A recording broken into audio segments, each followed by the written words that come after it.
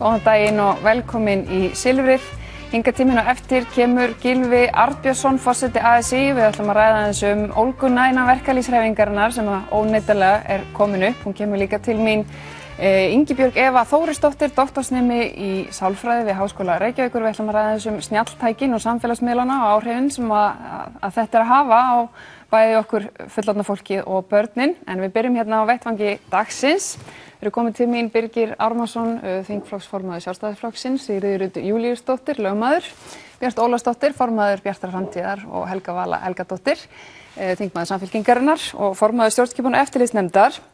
Það er ýmislegt sem gerðist í nýliðinni viku. Við ætlum að byrja aðeins á þessu lögbannsmáli. Það féll héraðsdómur í þessu máli þrotabús Glitnis gegn Stundinni og Reykjavík Media, þar sem þau fengu lögbann á umfjöllunum þessi Glitnisgögn innan úr bankanum og þetta vannst fyrir héraðsdómi. Það þýðir samt sem áður ekki að málinu sé lokið. Hvað gerist núna? Já, vonandi bara býðum við í þessar 3 vikur sem að lögbannið ennþá á samkvæmt lögum og vonandi eftir að þær 3 vikur eru liðnar þá bara lýkur þessu. Já. Ég vonast til þess að Glitnir Holdco sjái sér hag í því að láta hér staðar numið.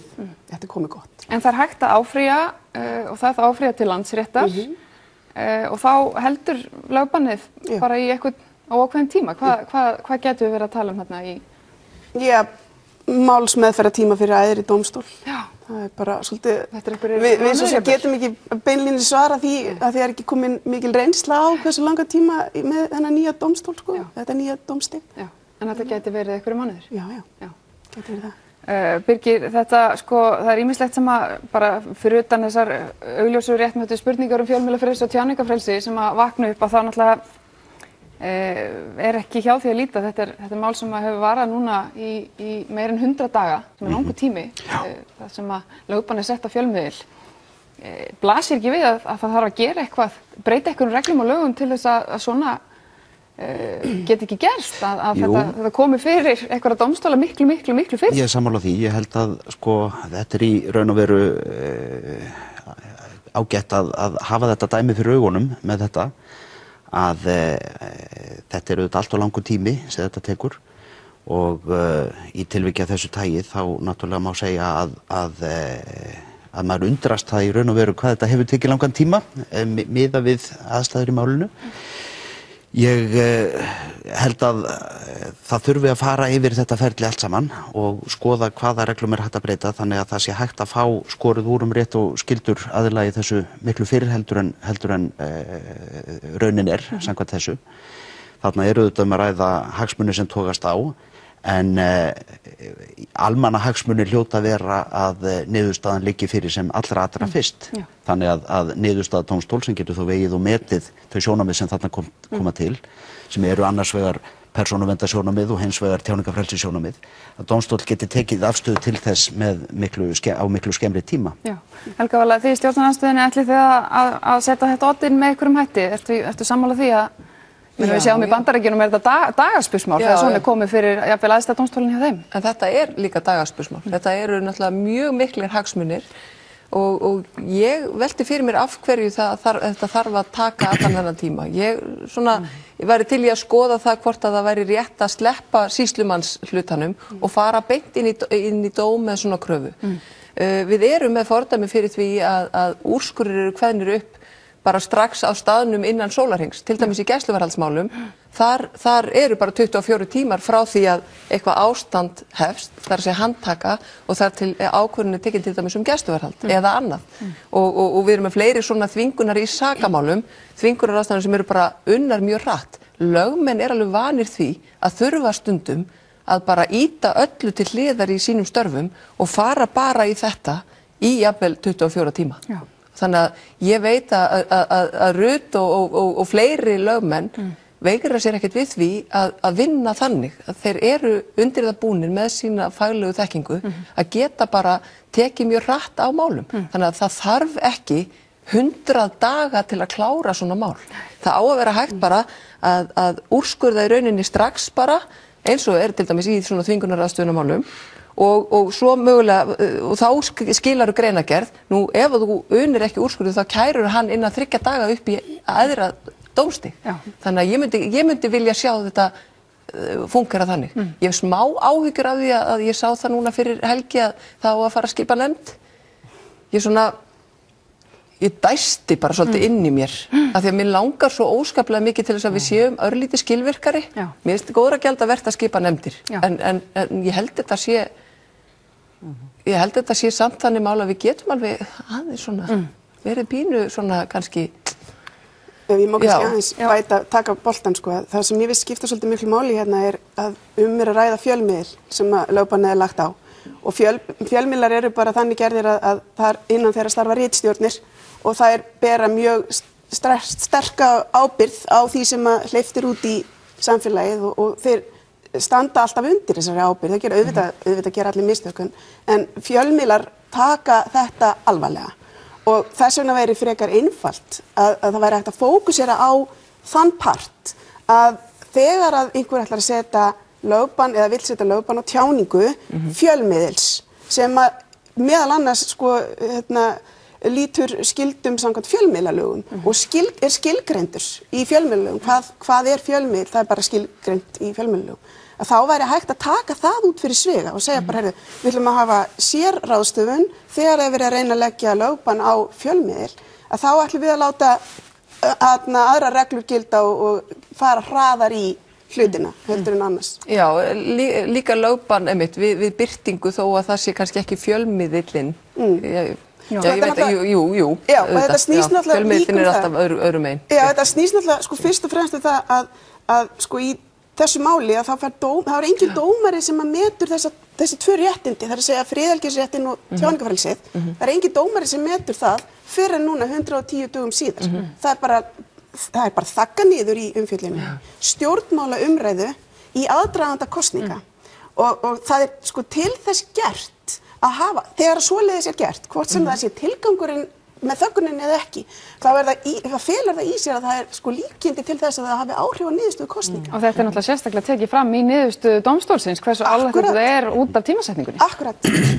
Við verðum að muna bara þetta samhengi í nákvæmlega þessum máli og tekum undir með Helgu Völu sko í framhaldinu ef það á og það er góðra gjalda vert að kanna hlutina vel og allt það.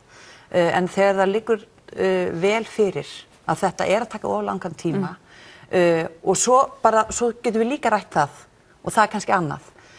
Hvað er verið að fela? Af hverju er þessi leyndarhyggja? Af hverju er þessi töf? Og það aftur traustið á stjórnmálunum og allt þetta og enn ein nefndin, þú veist, þetta er ekki mjög heppilegt. Þú þekkir þetta nú ágætlega að hafandi setið í ríkisstjórn þessar eilífu nefndir sem við ætlum svo sem að koma líka betur inn og aðra nefndir hérna á eftir. Hefur þá trú á því að skipa svona nefnd, þetta muni leiða til þess að þetta malli áfram mánuðum, jafnvel árum saman áður en það kemur eitthvað niðurstaða sem greinilega liggur á að er þörfa? Sko, mér finnst allt í lagi að setja mál í einhvern ákveðinn farveg og segja við þurfum þess að sérfræðingana til þess að taka bestu ákvörðuna en það verður að vera eitthvað markmið hjá stjórnmálamönnum sem að setja fram nefndir til hvers erum við að þessu. Það þarf að vera skýrt og ég legg ekki dóm á það hvort að nefnd sé góð eða ekki nema ég fá að heyra hvaða markmið er með henni. Og það finnst mér ekkit voðalega skýrt í þessu máli. Það er eitt sem ég langar að koma inn á bara örstutt varðandi þetta. Það er líka varðandi málskostnað í þessum málum. Af því að þegar þú keyrir á svona mál gagnvart fjölmiðli sem auðvitað þeir eiga allir erfitt, við vitum það þessa dagana, þessir frjálsu erfið rekstrarskilyrði. Já, þetta eru erfið rekstrarskilyrði. Að þurfa að standa í því bæði í meiðyrðamálum sem að jafnvel er sýknað af og þessu lögbannsmáli að þær standa samt eftir með sko fleiri 100.000 króna málskostnað sem þeir þurfa að greiða. Og það eru þetta alveg ótækt að það sé hægt af fjársterkum aðilum að taka bara svona rönn á fjölmiðla aftur og aftur og aftur í þeim tilgangi þá væntanlega bara að þagga niður í fjölmiðlum af því að hann getur ekki varist. Hann hefur ekki efni á því. Og það skal getið að sko fjölmiðlarnir vinna fleiri mál svona mál heldur en þeir tapa. Þeir setja samt uppi með kostnað og þetta er galið. Þetta er bara það. Þetta verður væntanlega að skoða þessari nefnd en þessi umræða hún leiðir líka eiginlega óhjákvæmilega inn í umræður stjórnarskrána og það var skipuð núna nefnd Unnur Brá Konráðsdóttir var kynnt sem nýr verkefnastjóri vinnu við endurskoðun stjórnarskrárinnar og það svona, þar markmiðin og svona tiltölulega skýrt á að taka 2 kjörtímabil í að endurskoða þetta, Sigríður eða Rut. Lögmannsstéttin hefur verið svona hálf passív í þessari umræðu, þannig að allavega ekki flýtt sér á bakvið nýju stjórnarskrána. Sérðu fyrir að þetta verði með einhverjum öðrum hætti núna eða ertu bjartsýn á þessa vinnu sem að fara af stað undir forystu Unnar Brár? Nei, ég ekki bjartsýn á það. Ég stuðningsmaður nýju stjórnarskrárinnar og mér finnst hún vönduð, vel gerð, misnauðsynlegt að hún verði fái bara þinglega meðferð og taki gildi. Það til dæmis svona töluverð vernd fyrir fjölmiðlaumfjöllun sem ekki að finna í núgildandi stjórnarskrá. Akkurat. Það mjög, það eina stóru ástæðan fyrir því af hverju ég stuðningsmaður þessar nýju stjórnarskrár. Þannig ég vil bara sjá það. Ég ekkert sérstaklega bjartsýn á að það komi nein jafn góð vara út úr einhverju annars konar vinnu nýja stjórnarskrá. Birgir, þú hefur verið í svona nefnd sem starfaði árum saman við endurskoðun án þess að nokkuð hafi komið haldbært út úr því eða svona það var allavega enga breytingar verið gerðar. Ert þú bjartsýnni heldur en Rut? Já, ég held að þetta sé nú svona leiðin til þess að nálgast viðfangsefnið þó maður geti haft ýmsa svona sett út á ýmsa núansa í þessu en svo leið sem núverandi ríkisstjórn hefur lagt upp með í þessu sambandi held ég að sé skynsamleg leið til þess að nálgast viðfangsefnið. Ég held að þegar menn tala tillögu stjórnlagaráðs að þá verður menn átta sig á því að það eru allmörg ár síðan að það ferli fór út af sporinu. Ég meina það stoppaði 2012-2013 og menn hafa verið að vinna hlutina með öðrum hætti síðan. Auðvitað liggja þær tillögur fyrir eins og aðrar tillögur sem hafa komið fram breytingar á stjórnarskrá meðal annars tillögur í nefnd sem ég satt í á árunum 2013 til 16 varðandi tiltekna þætti og satt að segja voru menn komnir býsna nálægt niðurstöðu þá þó að pólitískar aðstæður gerðu það verkum að það stoppaði voru 2016 eins og margt annað sem þá er í gangi en það hins vegar ég held að leiðin til þess að nálgast stjórnarskrárbreytingar sé akkúrat þessi að reyna að ná sæmilega góðri samstöðu breytingar, fara yfir þetta kaflaskipt með það að markmiði að fara yfir allt plaggið en ekki endilega með það að markmiði að breyta öllu plagginu. Helga Vala, hvaða augum lítur stjórnarandstaðan þetta mál? Það var fundað með allavega formönnum flokkana? Já. Og við svo sem fengum að koma með okkar tilnefningar hverjir ættu að eiga sæti í þessari nefnd eftir því sem að ég skil, nú satt ég ekki þessa fundi, þetta Logi Einarsson satt auðvitað þarna fyrir okkar hönd og þá skils mér að Unnur Brá eigi að vera einhvers konar svona bara verkefnisstjóri, hún ekki hluti af nefndinni ef ég skil þetta rétt. Hún í rauninni svona bara stjórnmálin og sérfræðingana og... Já, hún í rauninni bara svona þessi framkvæmdastjóri sem að boðar þá væntanlega fundina og heldur saman einhverjum fundargerðum og svona. Bara svona, ég held að það sé þannig að því ég sá að það varð mikil ólga á samfélagsmiðlum yfir því að hún sem er auðvitað yfirlýstur andstæðingur breytinga á stjórnarskrá, að hún skildi vera sett í þetta verkefni. En ég held að það sé kannski líka bara tilraun til þess að sjálfstæðismenn sem eru auðvitað hafa svona verið yfirlýstir andstæðingar breytinga að þeir kannski róist við að hafa hana þarna, ég veit það ekki.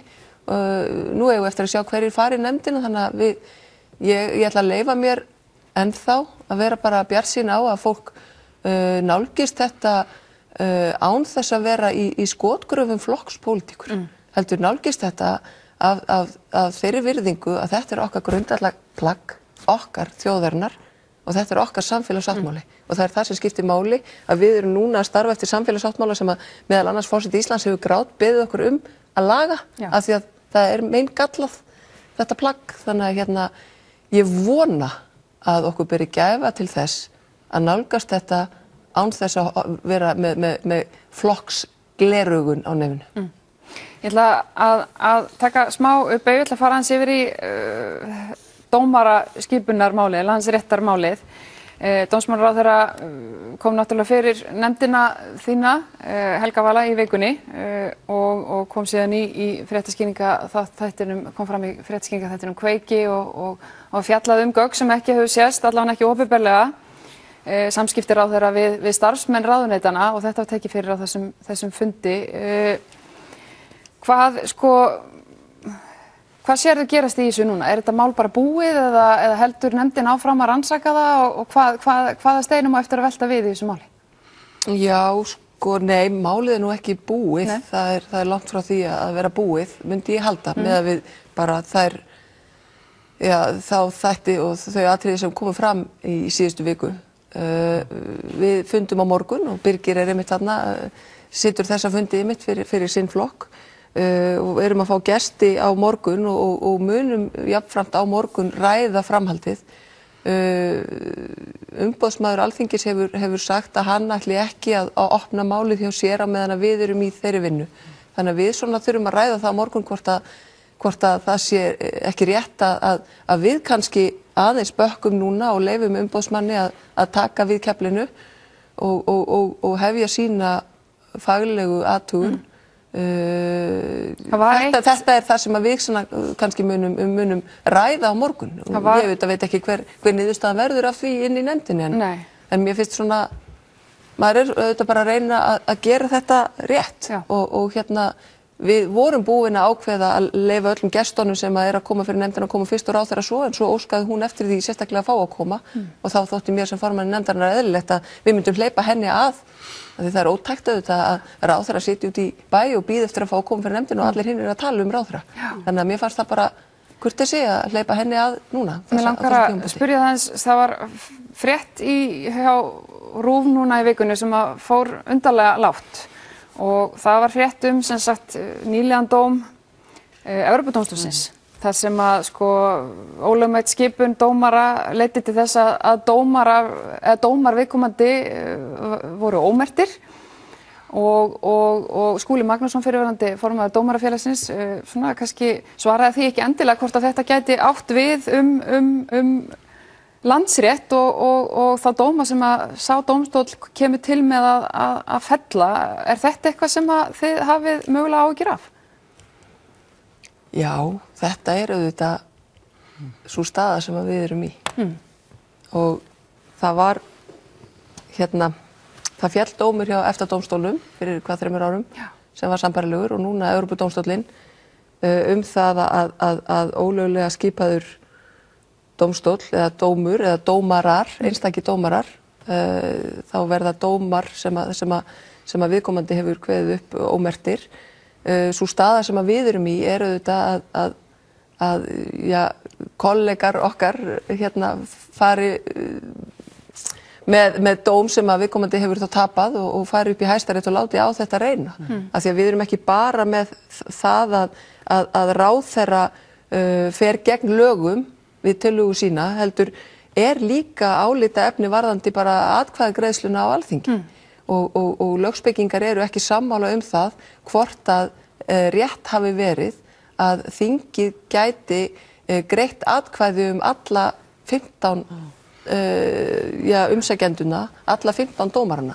Þetta eru skiptar skoðanir. Af því að í dómstólalögunum segir að það eigi að bera upp hvert og eitt nafn fyrir sig. En þingið ákvað bara á fundi formanna og þingflokksformanna að þau hefðu valdið til þess að gera þetta í samræmi við þingskapalög. En það hefur verið á það bent að dómstólalögin eru sérlög en þingskapalögin sem að þá. Má ég aðeins koma inn í þetta? Já, þannig að það er alltaf líklegt ef að þetta gæti farið. Það sem að getur svo gerst að ef að Hæstiréttur fellst ekki á þessa málsástæðu að ómerkja dóma vegna þess að dómstóllinn eða dómarar eru ranglega skipaðir, að þá erum við að horfa á það eftir 6-12 mánuði eftir að máli áfrýjað þangað, að þá fer viðkomandi væntanlega áfram með málið og fer upp í mannréttindadómstól sem að fjallar þessa 6. grein sjálfstæði dómstóla og þá erum við að tala 2-3 ár. Og hvað gerist þá? Þetta er ekki einn dómari, þetta eru allir 15 dómarar sem eru í Landsrétti, sem frábærlega hæft fólk, en engu að síður þá erum við með þá stöðu að mögulega eftir 3 ár sitjum við uppi með alla dóma sem hafa fallið á 3 ára, 4 ára tímabili sem eru ómerktir. Birgir, Og hvaða staða er það? Mér finnst grafalvarleg mynd sem er að mála upp hérna. Ef maður teldi að þetta hefði mikla þýðingu, en ég held hins vegar að þetta sé afar langsótt að nálgast málum með þessum hætti. Í fyrsta lagi þá held ég að aðstæður í þessum málum sem vitnað er til hjá Evrópudómstólum og EFTA-dómstólum séu með töluvert öðrum hætti heldur en við erum að tala um í þessu. Í öðru lagi þá náttúrulega má segja að Hæstiréttur hafi tekið afstöðu til ógildingakröfu á síðasta ári að dómaraskipunin væri ógild. Þannig að það er ekki eins og það mál hafi ekki þegar fengið einhverja umfjöllun.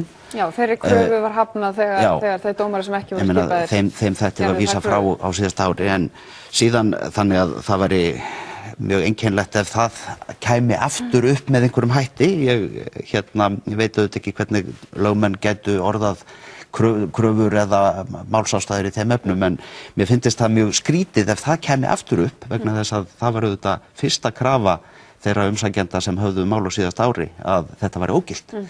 Því var hafnað. Í þriðja lagi þá er auðvitað rétt á það að líta að þetta atriði sem Helga Vala nefnir varðandi atkvæðagreiðsluna á þingi, það hefur líka verið fjallað um það fyrir dómstólum hér, bæði í Hæstarétti og héraðsdómi, og ekki tekið undir þá málsástæðu stefnenda í þessu máli að það ógildi þetta.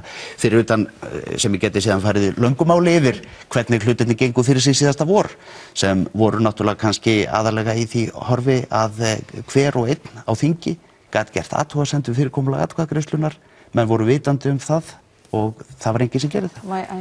Já, Björt, þið náttúrulega voruð í ríkisstjórn með Sjálfstæðisflokknum þegar þetta var samþykkt og studdu þessa tillögu. Já, sælla minninga, eða þannig.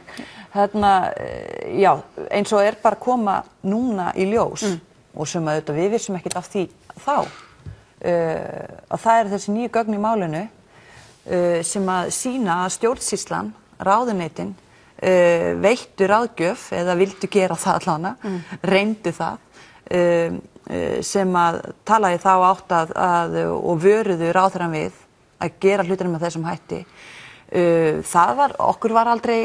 Við vorum aldrei látin vita af því. Spurðu þið ekki sérstaklega út í þetta? Nei, en sko, maður náttúrulega þegar maður situr í ríkisstjórn með nokkrum öðrum ráðherrum, heilmörgum, með öll þessi mál, og það gerir maður það í trausti þess að fólk auðvitað vinni vinninn sína vel og við hafi vöndu vinnubrögð. Svo kom það reyndar í öðru máli upp að áður að ég meina Björt Framtíð fann að við gátum ekki borið þetta traust áfram til akkurat þessa ráðherra og reyndar annars líka.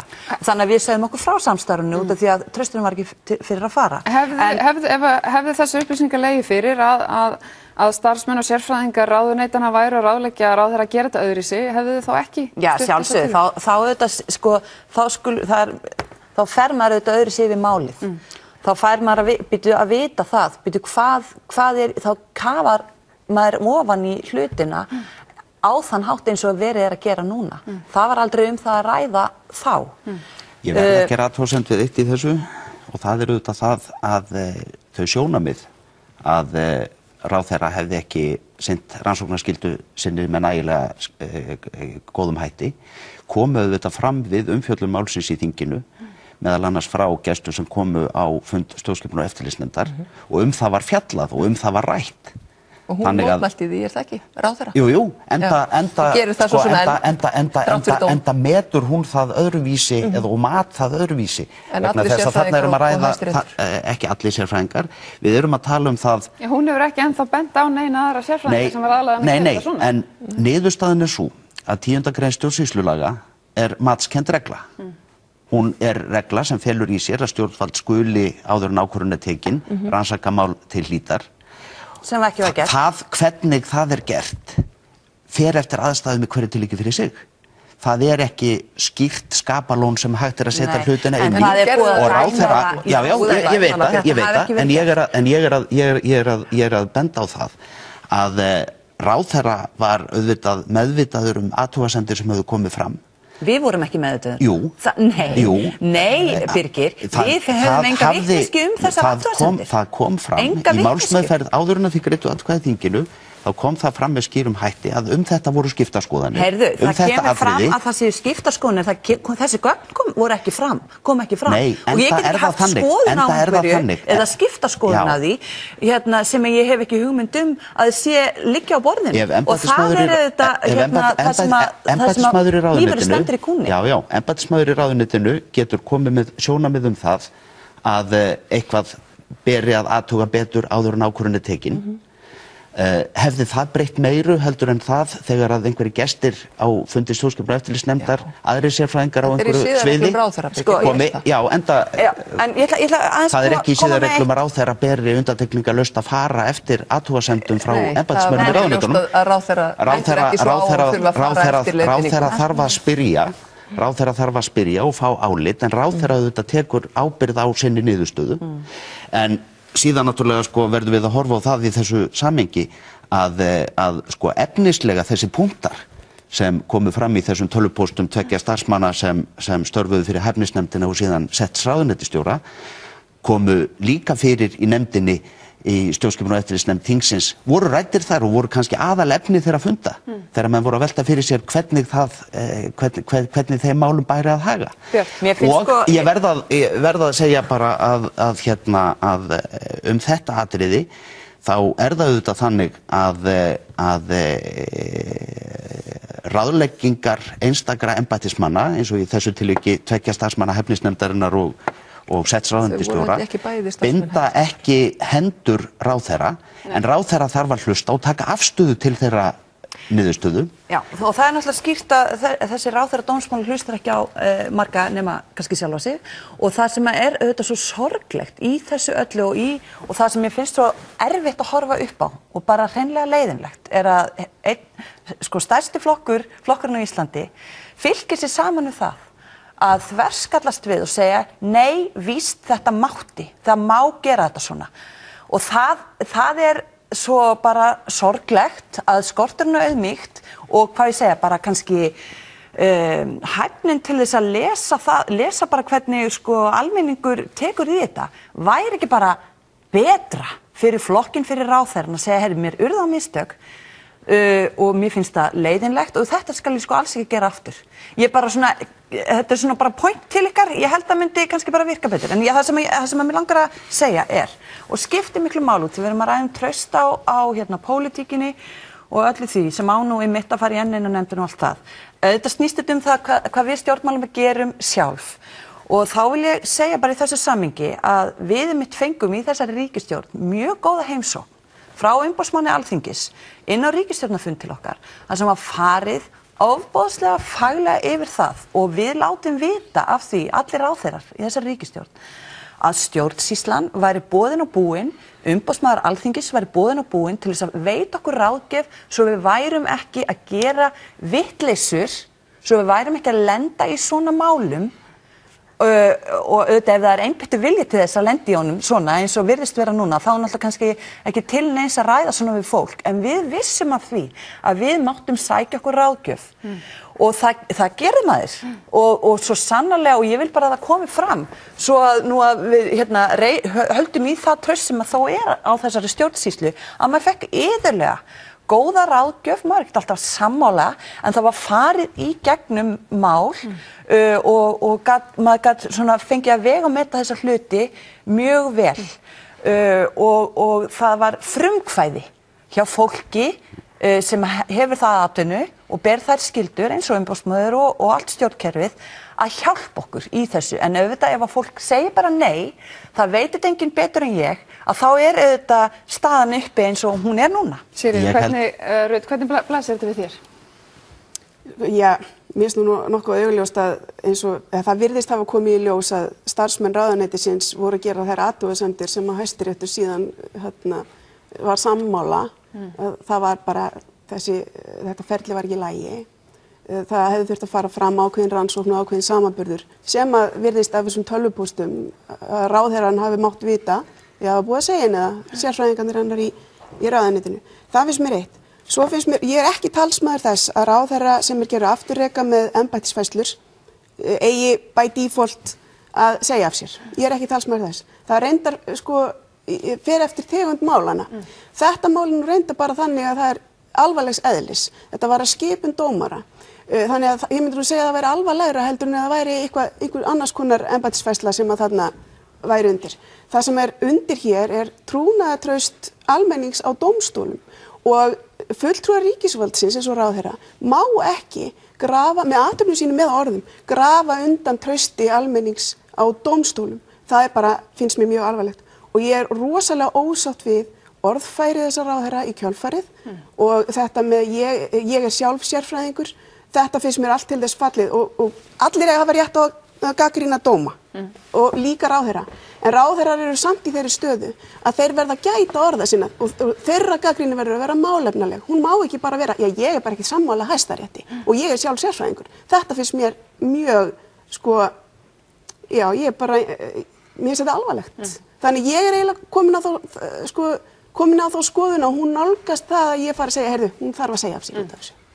En það ekki út af dóminum, með niðurstöðu hans, þetta bara öllu því sem að eftir. Því sem að Birgir hann kom með 3 punkta hérna Stutt. Í fyrsta lagi varðandi málsástæður, að þetta málsástæður í þessu máli séu ólíkar þessum sem voru í ESB og EFTA. Þá var þar annars vegar að ræða að dómar var skipaður í 3 ár en ekki 6. Þetta auðvitað atriði sem var svo bara lagfært og hins vegar að ræða að dómari satt og það var ekki búið að skipa nýjan dómara, skipunartíminn hans rann út, en hann var alveg hæfur, það ekkert viðlíka, þannig að það alveg rétt sem hann segir að málsaðstæður í þeim málum voru mun vægari heldur en í því sem að við erum að kljást við. Mun vægari. Í öðru lagi varðandi það að það sé búið að fjalla það varðandi ógildun og skipun, þá það nú svo í vinnurétti að ef að þú ferð fram með kröfu vegna þess að þú telur að skipun eða ráðning hafi verið ólögmæt, að þá það venjan í þessum vinnuréttamálum að ráðningin eða skipunin aldrei ógild. Það vegna þess að þá talið að því að málsmeðferðin það löng, að það sé ótækt að viðkomandi sé tekin úr starfi sem að viðkomandi hefur þegar hafið, að það bara riðlist allt. Þannig að það sú málsástæða, ógilding á skipuninni aldrei samþykkt. Hefur ekkert að gera með ómerkingu dóma seinna. Þetta veit auðvitað líka. Það bara 7. greina mál, það bara allt annað, 7. greina mannréttindasáttmálans. Það má ekki rugla saman, Og í 3. lagi þá var vissulega örlítið tekið á atkvæðagreiðslunni í þinginu, í Hæstaréttardómnum, en það var ekki eina málsástæðum þeirra sem sóttu málum þar. Það var örlítið tekið á því og Hæstiréttur fjallaði það að það hefði að minnstakosti þurft að greiða atkvæði þessa 4 nýju sem voru settir inn til dæmis í staðinn fyrir þannig sem var 7. hæfasti og svo framvegis. Þannig bara svo að þessu sé haldið til haga. Birgir, örstutt í lokin. Örstutt í lokin þetta atkvæðagreiðslan í þinginu var í fullu samræmi við þingsköp og lög. Þingsköp, Já, og lög. Ekki dómstólulögin. Jú, dómstólulögin, alveg skýrt. Vegna þess að það alveg ljóst að þegar kemur atkvæðagreiðsla í þinginu, þegar að þar sérregla atkvæðagreiðslu í þinginu, þá það hún sem gildir en ekki almennt ákvæði dómstólalaga sem ekki tilgreinir nákvæmlega hvernig að málum skuli staðið. Í bráðabirgðaákvæði. En þetta var nú tekist á í fyrra og ég tel að það sé alveg fráleitt að halda því fram að Landsréttur verði ómerktur eða dómar hans verði ómerktir á þessum forsendum. Mér finnst alveg fráleitt. Og ég held hins vegar að menn þurfi að horfa á þetta í því samhengi að í þessari dómaraskipun sérstaklega þá gerist það í fyrsta sinn að þingið á ákveðna aðkomu sem gerir það verkum að í staðinn fyrir að tillaga ráðherra gangi til forseta sem skipar í embættið, þá gengur tillagan til þingsins sem breytir auðvitað eðli málsins og við þurfum að velta því fyrir okkur til frambúðar hvernig við viljum haga því samspili hæfnisnefndar, ráðherra og þingsins og ég á því að það megi fara vel yfir það ferli og velta því fyrir sér hver aðkoma einstakra aðila að þessu eigi að vera en það á ekki að vera með þeim hætti að hæfnisnefnd eigi endanlegt vald heldur finnst mér að það vald sem hvílir á ráðherra eigi að koma til í þessu tilviki og ráðherra eins og í þessu tilviki ber auðvitað lagalega ábyrgð sem hefur reynt fyrir dómstólum og síðan pólitíska ábyrgð sem reynir á fyrir Alþingi og gagnvart kjósendum. Já, þetta kemur allir ljós. Takk fyrir þetta. Öll Gylfi Arnbjörnsson kemur tíminn hérna eftir örskamma stund.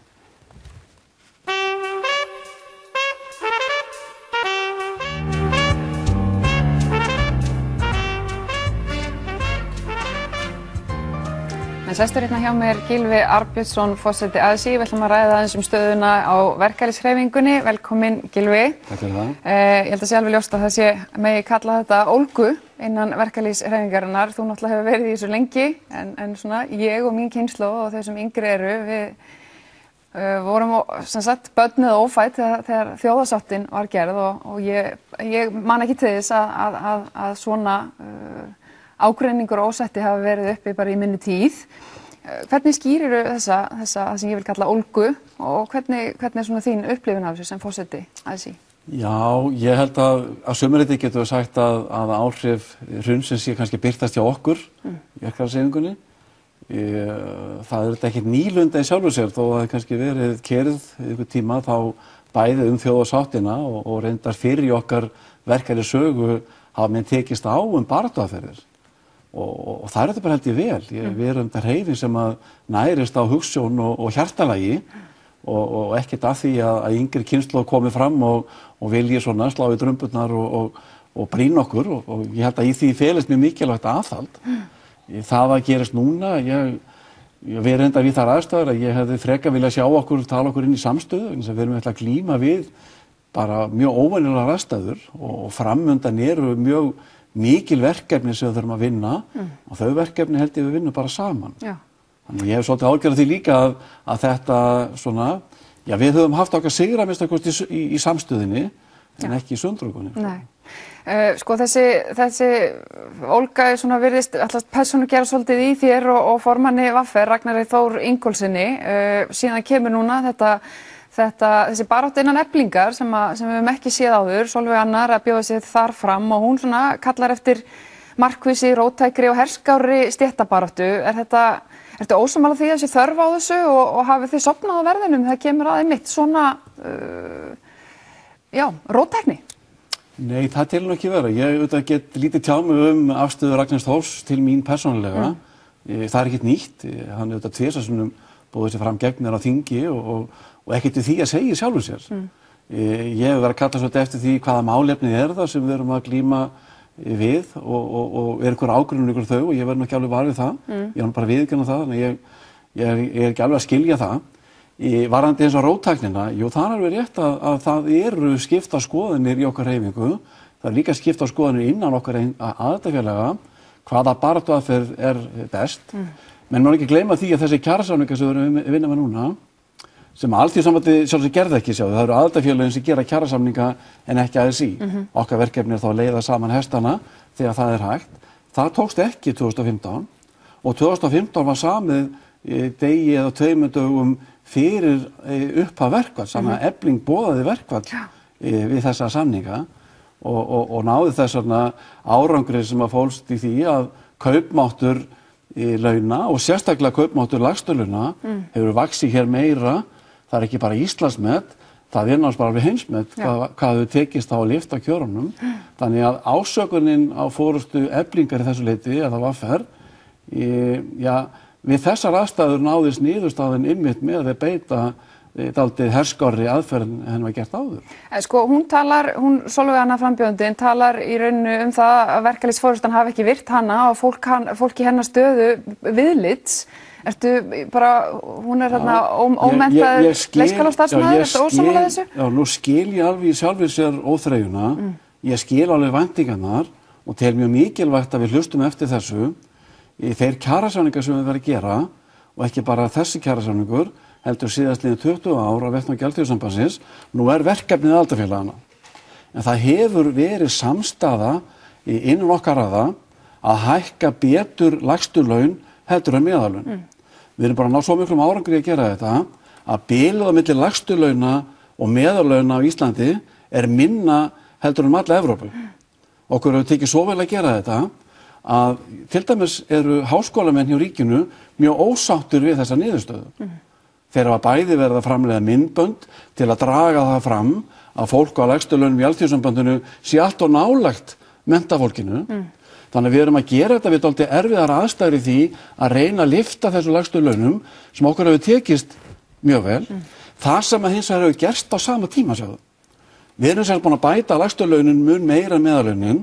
Á sama tíma hafa stjórnvöld verið að skerða barnabætur, vaxtabætur húsnæðisbætur, það er verið að lækka skattleysismörk hlutfallslega, þannig að það sem að verkalýðshreyfingin hefur lagt í málana, sem talsvert mikið lífskjarabati eða hefði átt að vera, hafa stjórnvöld þá nota lagið og skert á móti, þannig að þessir einstaklingar komi jafnvel lakar út heldur en meðaltal. En er það ekki En er það ásökun á verkalýðshreyfinguna? Já, mögulega. Ég meina viðsemjendurnir eru ríkið og þeir sem að setja taka ákvarðanir einmitt þetta sem þú ert að nefna, sko, vaxtabætur, húsnæðisbætur, barnabætur og svo framvegis og ef þetta bitnar svona á þessi fólki þá hlýtur, þið eru viðsemjendurnir, sko, og árangurinn af samræðum við stjórnvöld hlýtur að teljast ykkur annarkvort til tekna eða öfugt. Já. Fyrst alveg þetta, við semjum við okkar gagnaðar sem eru atvinnurekendur. Við semjum með launabreitingar, við erum ekki Alþingi. Við erum ekki með meirihluta Það eru alltaf verið samt að það milli samt sem Já, en við erum að glíma við Alþingi, það er rétt það, sko. Okkur tókst í síðustu kjarasamningum að framkalla til dæmis breytingar í húsnæðismálum, tekur svolítið tíma að skipuleggja, en við erum sett að fara að byggja 1500 íbúðir í samstarfi BSRB hér á næstu árum. Það var mjög mikill árangur í því, en til þess að glíma við stjórnvöld, og það sem ég sagði áðan, við stöndum frammi fyrir mjög erfiðum málum meðal í samskiptum við stjórnvöld vegna þess að við þurfum að vinna þetta tilbaka. Alþýðusambandið hefur á hverju ári verið að vekja athygli á þessu, verið að gagnrýna fjárlög, gagnrýna Alþingi, en það sem er okkar vandi varðandi skattleysismörkin, það eru frumvörp sem ekki koma fram. Þau eru látin síga að verðgildi, þannig að það er mjög erfið barátta, það er mjög erfitt að móbilisera fólk það að því við erum ekki að mótmæla frumvarpi, við erum að mótmæla skorti á tillögu og ábyrgð stjórnmálana. Þess vegna sagði ég þaðan, ef við ætlum að tökum á þessu, þá þurfum við að efla samstöðuna innan Alþýðusambandsins og einbeita okkar að þessu. Málefnið er þarna, það er samstáðu málefnið, en síðan getur verið að við þurfum að finna leiðirnar og ég hef verið talsmaður þess að við þurfum að býta í.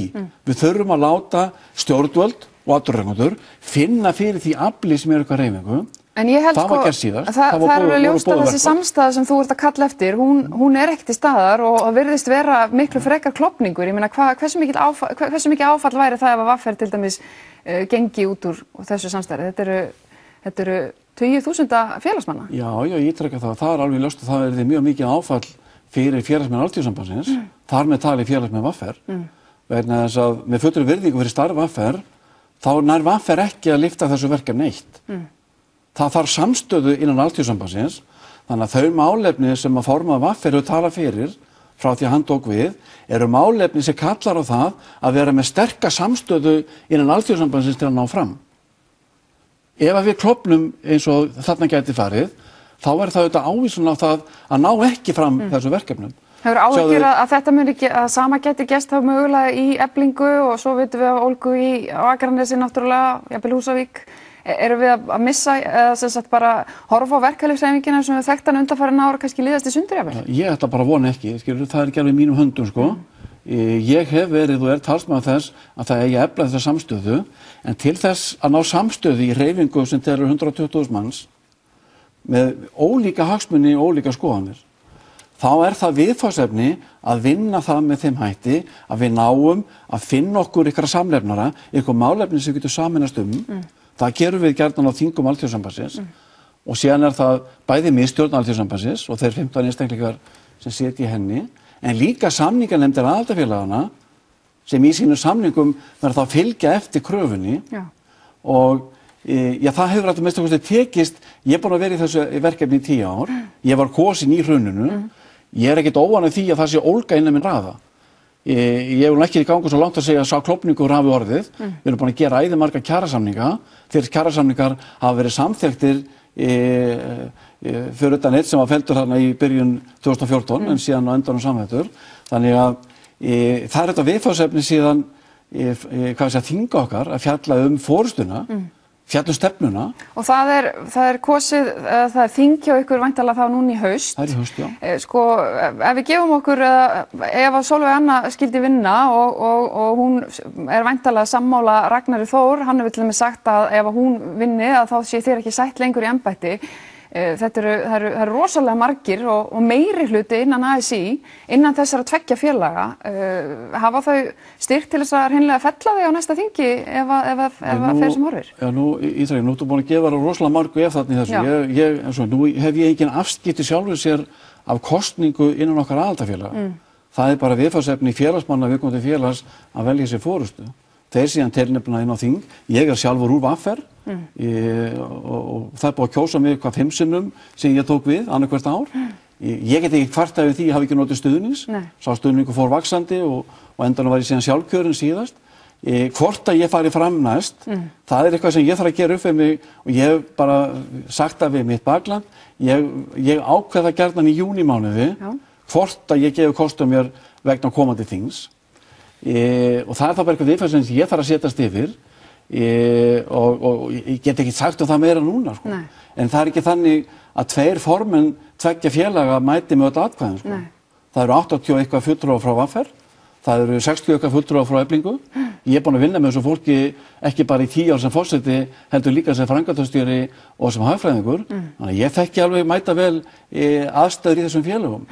Og þú telur að segja það þannig ekki alveg klippt og skorið að allir þessir fulltrúar muni endilega fylgja? Nei, ég ítreka sko, það þessara fulltrúa og annara, það eru 300 manns á þingi Alþýðusambandsins sem að móta stefnu samtakana.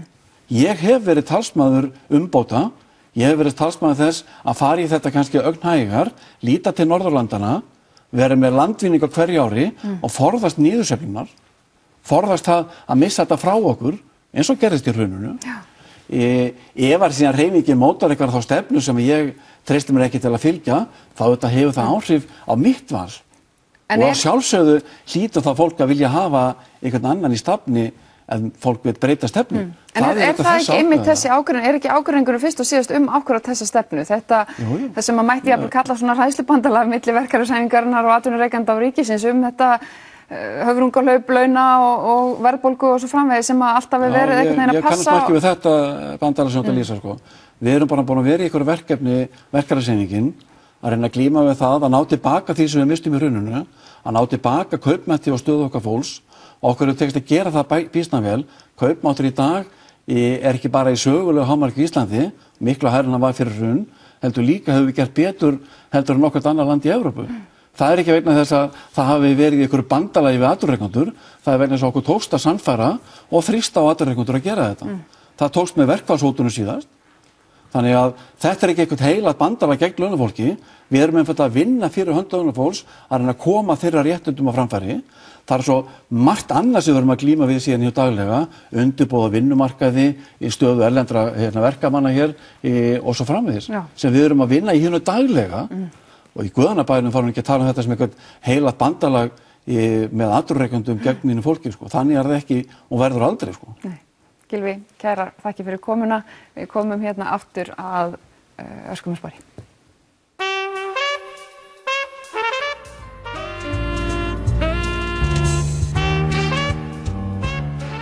Hún sest hérna hjá mér Ingibjörg Eva Þórisdóttir, doktorsnemi í sálfræði við Háskólann í Reykjavík. Velkomin Ingibjörg. Við ætlum að tala aðeins snjalltæki og samfélagsmiðla. Þeir voru með málþing notkun þessara miðla og tækja í vikunni og þú fluttir þar erindi snýst lífið like. Og mér langar aðeins að byrja þú talaðir svona óvísindalega tilraun sem þú gerðir á sjálfri þér með samfélagsmiðlana. Segðu mér aðeins frá þessari tilraun. Já, ég var sem sagt átti barn á síðasta ári, var í fæðingarorlofi frá maí. Og út af því ég var búin að birta fyrstu greina mína þá sem að snerist versnandi andlega líðan ungs fólks og ég var mikið búin að vera að spá í því þetta viðfangsefni var mér mjög hugleiki og áður en ég fór í fæðingarorlof þá var ég búin að sjá vísbendingar þessi tengsl samfélagsmiðla og svo var ég náttúrulega bara í fæðingarorlofi og eins og gengur að gerist að þá ætla maður að gera rosa mikið og svo gerði ég ekki jafn mikið og þegar dóttir mín fór að hvíla sig þá sá ég mjög mikla tilhneigingu í að setjast bara og kíkja í símann og ég fór rosa mikið að velta því fyrir mér hvort að ég væri bara yfir höfuð að deila nógu miklu af lífinu mínu. Hvort að fólk þyrfti ekki að fylgjast með börnunum mínum, vaksa og dafna og hvort ég ætti nú ekki að sýna meira og meira.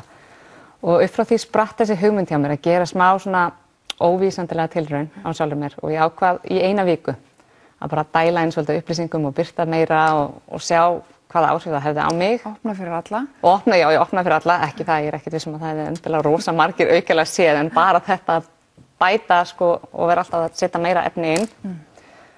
Og ég ákvað svona að fylgjast með bara hvaða áhrif það hefði á mig. Og ég komst alveg að nokkrum hlutum sem ég bjóst ekki við, og því ég náttúrulega frekar meðvituð þetta, ég vissi alveg hvað ég var að gera, og ég komst að því að ég var miklu meira í símanum. Og ég var alltaf að kíkja, leiðu ég fekk viðbrögð, þá kíkti ég og þá fór ég að ráfa alveg eirðalaust í lífi annarra, fólk sem ég þekkti valla. Já. Og að ég var alveg útsett fyrir félagslegum samanburði. Ég fann það líka. Ég var farin að gera mér svona í hugleiðing hvernig líf aðrir áttu og var svolítið svona að spá í kannski meira hvað aðrir voru að gera og á sama tíma þá langaði mig miklu fleiri hluti. Ég var alltaf að tala um að ég var að frekar nægjusama en allt í einu var mér að langa rosalega mikið í hluti sem ég þurfti ekki. Já. Því að það náttúrulega koma svo líka svo rosalega mikið auglýsingum annað í gegn. Og ég var náttúrulega bara að nota einn miðil, ég nota reynda bara Instagram og svo er þetta náttúrulega allt öðruvísi eftir hvað þú ert að nota.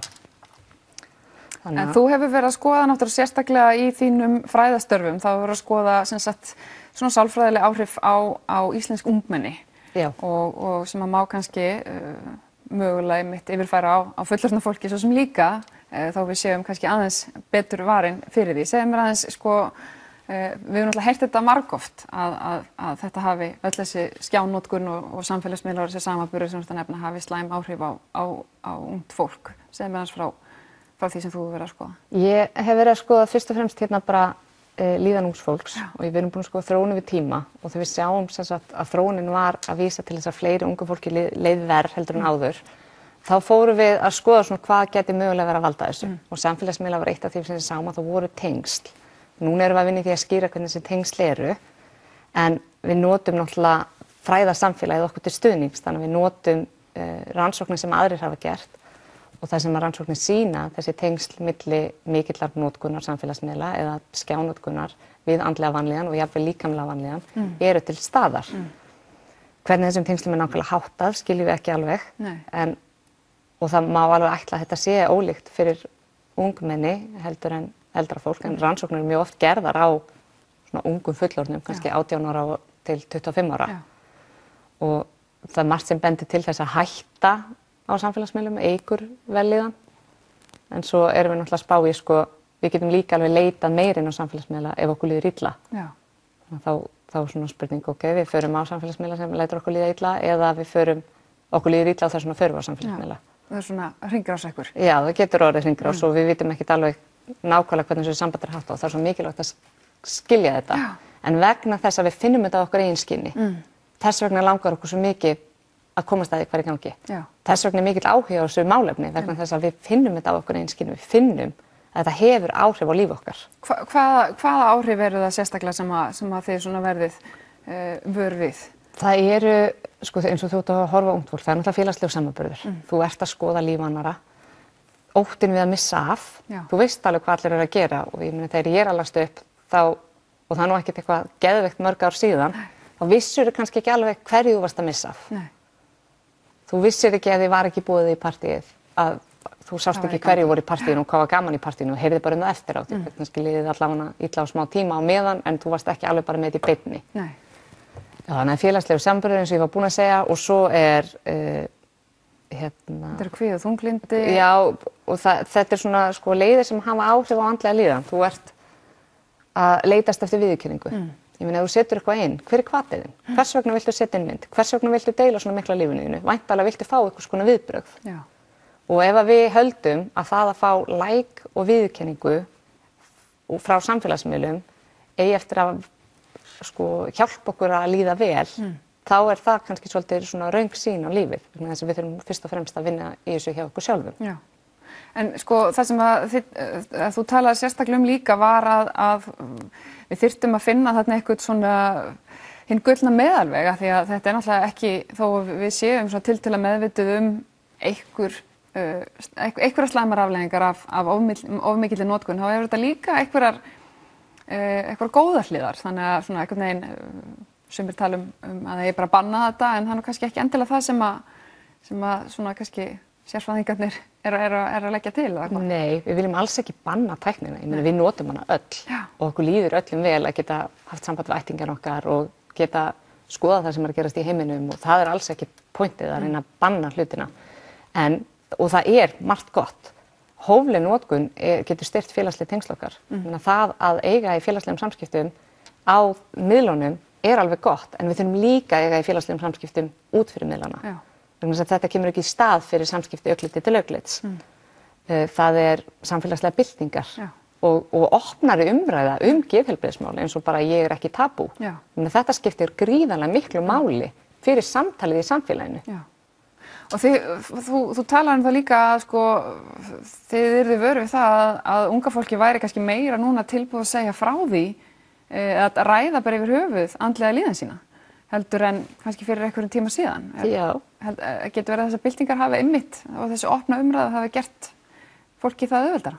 Já, ég meina það bendir margt til þess að það er opnari þjóðfélagsumræða, við vitum það alveg. Ég meina geðheilbrigðis vandamál og það að líða illa er orðið miklu viðurkenndara og sem betur fer vegna þess að þaðan getum við byrjað að vinna. Ef við vitum ekki hvað er að gerast, þá er rosalega erfitt að segja, já, herðu, við skulum hérna beina meiri fjármunum í geðheilbrigðiseflingu. En nú vitum við vitum að ungu fólki líður ekkert sérlega vel, háskólanemar, ungt fólk úr heilsu- og líðankönnunarembætti landlæknis, ungt fólk úr framhaldsskólum, ungt fólk utan framhaldsskóla, og ungt fólk í grunnskólum. Þannig að við erum að sjá bara að það er eitthvað í gangi og það þarf að vera hægt að bregðast við. Já. Og hvað þarf einmitt að gera? Ég meina það hefur verið talað aukið aðgengi að sálfræðingum og einmitt efling geðheilbrigðisþjónustu en eins og þú sagðir í fyrirlesturninum þetta eru svona annars stigs forvarnir, það er þarna verið að bregðast við einhverju sem orðið hefur jafnvel. Hvað þarf að gera jafnvel einmitt bara í bernsku og æsku og hjá börnum og unglingum þannig einmitt að þessi mögulegu slæmutengsl sem allt bendir til að séu til staðar milli samfélagsmiðla og andlegar líðan sé betri. Hvað geta foreldrar gert, hvað það kerfið að gera? Fyrst og fremst held ég við þurfum bara að spá í andlegri líðan. Ok, við vitum ef þessi tengsl munu halda áfram þegar við erum búin að skoða alla þessa þætti en við þurfum að geta bætt andlega líðan. Við þurfum að stefna því að flestum líði vel. Og það er samfélagslegt verkefni. Einstaklingurinn getur gert ansi margt sjálfur. Við getum hreyft okkur, við getum aukið samveru með fólkinu okkar, við getum skrifað niður það sem við erum þakklátt fyrir og það eru alls konar bjargráð sem að einstaklingurinn getur unnið með til þess að láta sér líða vel, en þetta er samfélagslegt. Foreldrar þurfa líka að hafa færni og getu til þess að vera með börnunum, til þess að styðja börnin sín, til þess að hlusta á börnin sín. Og þá gengur ekki ef að foreldrum líður illa út af húsnæðisskorti. Þannig að þetta er ofboðslega víðtækt verkefni og þegar við tölum sérstaklega samfélagsmiðlana þá viljum við gjarnan vísa í eins og forvarnarnálgunina sem var notuð þegar við vorum að vinna gegn vímuefnaneyslu ungs fólks, er að það gekk eftir vegna þess að það var breið samstaða þvert á samfélagið. Það kom inn sveitafélög og stjórnvöld og það voru sett lög sem að vörðuðu útivistartíma og núna er stóðu saman í að vera leiðilegir og harðir í þessu. Ekki leiðilegir, heldur til þess að setja mörk og því það er rosalega erfitt að setja mörk þegar við vitum ekki hverju við erum að setja mörk fyrir. Ef við vitum ekki að þetta skiptir máli, þá er rosalega erfitt að segja nei, herðu, þú mátt ekki gera þetta eða þú átt núna að gera svona og svona og svona út af því að við erum með tilfinningu fyrir því. Þá þurfum við að geta unnið saman. Einmitt. Kærar þakkir fyrir komuna. Ingibjörg Eva, höfum þetta ekki lengra sinni. Takk fyrir.